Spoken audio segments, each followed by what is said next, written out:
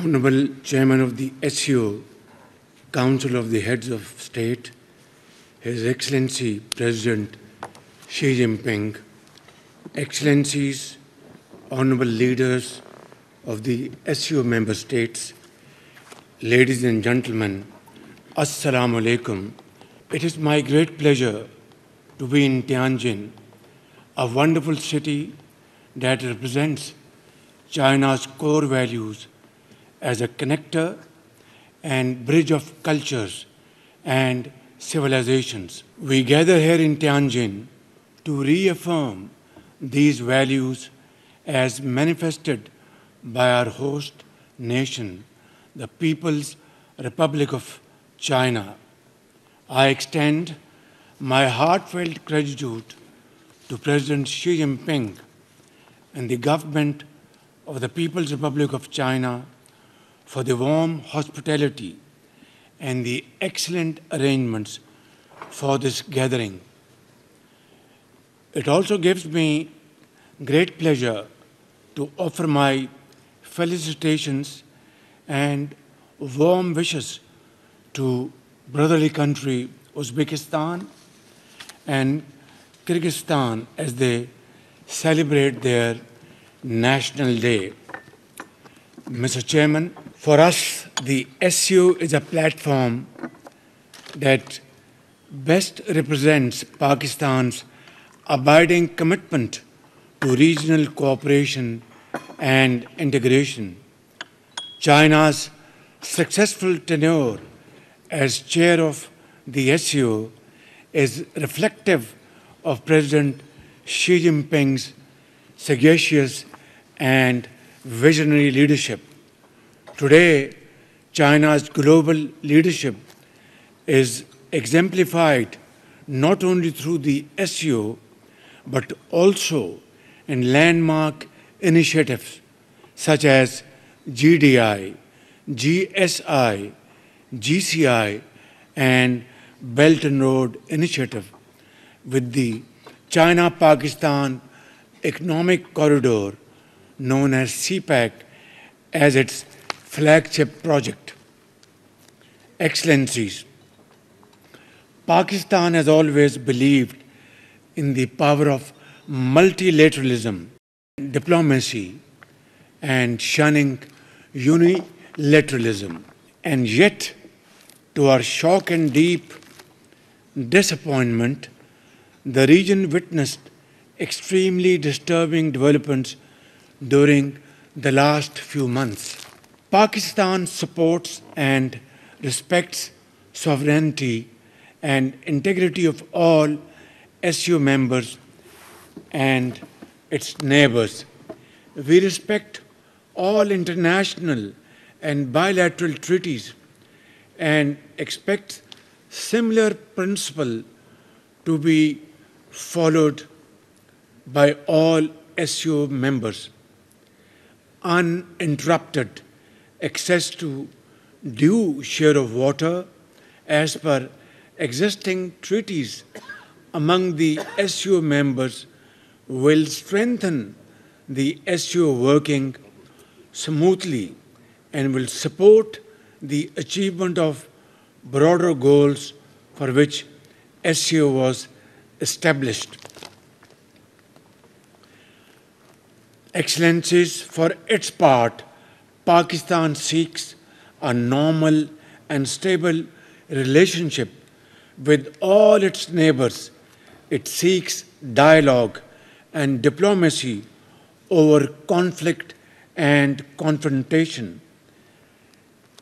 In the meanwhile, we will continue our efforts along with all SCO members and the chairman of SCO to promote peace, progress, and prosperity in the entire region, and to ensure lasting peace in South Asia.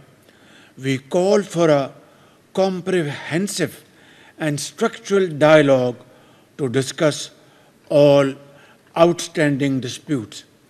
And, Honorable Chairman, I will request for your kind consideration to lead this dialogue under your sagacious leadership so that we can have its dividends as early as possible. Ladies and gentlemen, Pakistan has always abided by the UN and SCO charters and will always respect the principles that will hold dear to all of us for our collective good. As a peace-loving nation, Pakistan has always advocated dialogue and diplomacy, consultation over confrontation. Ladies and gentlemen, Israel's unjustified aggression against our fellow brotherly member country, Iran, a fellow SCO member state, is condemnable and therefore unacceptable. Mr. Chairman, the suffering and starvation unfolding in Gaza is a festering wound on our collective conscience. We reiterate our call for an immediate end to this gruesome violence and heart-wrenching bloodshed in Gaza. Pakistan has consistently supported the UN-mandated two-state solution, that is, the creation of an independent state of Palestine with pre-1967 borders and Al-Quds al-Sharif as its capital. Ladies and gentlemen, the menace of terrorism, separatism, and extremism continues to pose a grave threat to Pakistan and endanger peace and security of the entire SCO region and SCO family. We condemn terrorism in all its forms and manifestation with fullest force at our command, including state terrorism in clear and unambiguous terms. Those who have long used terrorism for advancing their political interest must know that the world no longer buys this fictitious narrative. We have, ladies and gentlemen, irrefutable evidence of the involvement of some foreign hands in the devastating Jafar Express train hostage incident, as well as countless other terrorist attacks against us in Balochistan and Khyber Pakhtunkhwa province of Pakistan. Ladies and gentlemen, Pakistan has rendered great sacrifices in combating terrorism, not only for its own self, but for the region and far beyond. And in the process, we have lost over 90,000 valuable lives, mothers, children, engineers, doctors, scientists, ordinary citizens, shopkeepers, our officers and sepoys of our armed forces, and endured economic losses over $152 billion, a sacrifice which has no parallel in the annals of history. And there cannot be a bigger manifestation of our unwavering commitment to defeat terrorism with the cooperation of all SCO members and around the globe.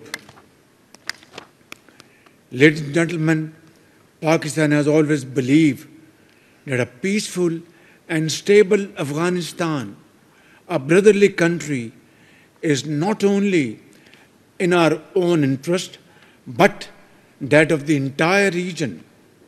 While we remain engaged in building our ties with the Afghan leadership to leverage them as economic partners and good neighbors, we hope that this cooperation with Afghanistan and our trilateral meetings between China, Pakistan, and Afghanistan will have positive results in times to come.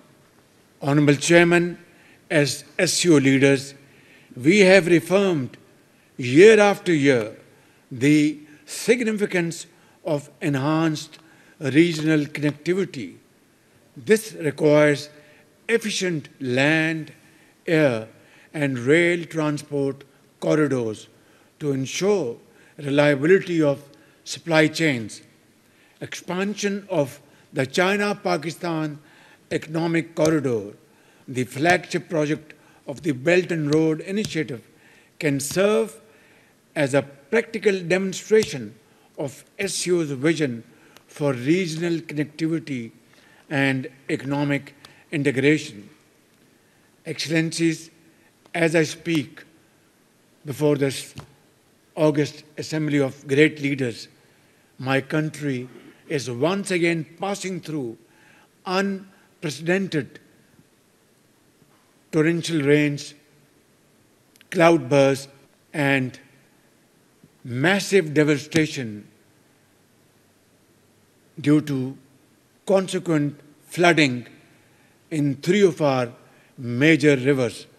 These floods have resulted in the loss of huge numbers of human lives and has damaged severely our infrastructure, property, and crops as well, and loss of precious livestock.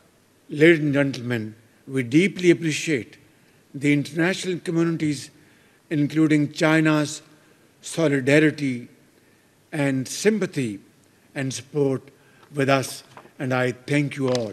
Just as my brave and resilient people are engaged in the rescue and rebuilding efforts, we are also focused on charting a new path of hope, evident in Pakistan's impressive economic recovery over the last 18 months, paving the way for a prosperous future and great cooperation with all of you sitting on this table.